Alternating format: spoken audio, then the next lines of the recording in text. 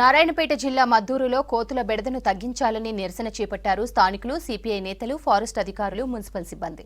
కోతుల నివారణకు వెంటనే చర్యలు తీసుకోవాలని డిమాండ్ చేశారు. 10 రోజులుగా మద్దూరులో పలువురిపై కోతులు దాడులు చేశాయి. వీటి దాడిలో 10 మందికి పైగా గాయపడి ఆసుపత్రిలో చికిత్స పొందుతున్నారు. కోతుల బెడద ఎక్కువగా ఉందని వెంటనే చర్యలు తీసుకోవాలని కోరారు స్థానికులు. మద్దూరు మండల పాత బస్టాండ్ చౌరస్తాలో ఈ యొక్క నిరసన చేయడం జరుగుతోంది. ఈ నిరసన యొక్క ముఖ్య ఉద్దేశం ఏంటంటే గత 10-15 రోజుల నుండి మద్దూరు పట్టణ కేంద్రంలో కోతుల నుండి చాలా మందికి ప్రాణహాని ఉన్నది. ఇప్పటి వరకే 10-15 మంది పైన దాడి చేసింది కోతి.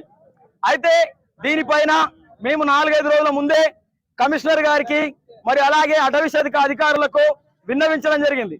దాంతో పాటు స్థానిక ఎస్ఐ గారికి కూడా ఈ యొక్క అంశాన్ని దృష్టికి తీసుకెళ్లడం జరిగింది. అయినప్పటికీ ఇప్పటి వరకు స్పందించలేదు. నిన్న ముగ్గురు పైన మళ్ళీ ఆ కోతి దాడి చేసి తీవ్రంగా గాయపరిచింది. అయితే ఇప్పటి వరకు కూడా అధికారులు, అటవీ శాఖ అధికారులు కానీ, మున్సిపల్ కమిషనర్ గారు కానీ అసలు నిమ్మకు నీరెత్తినట్టు, అసలు చలనం లేనట్టు, అసలు ఏం జరగలేదన్నట్టు వాళ్ళు వ్యవహరిస్తా ఉన్నారు. ఇది సరైన పద్ధతి కాదు.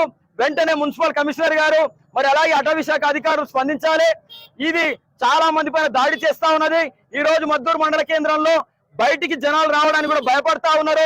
కాబట్టి దీన్ని సీరియస్ గా తీసుకొని వెంటనే ఆ కోతుల బెడద నుండి ప్రజలు రక్షించాల్సిన అవసరం ఉన్నది.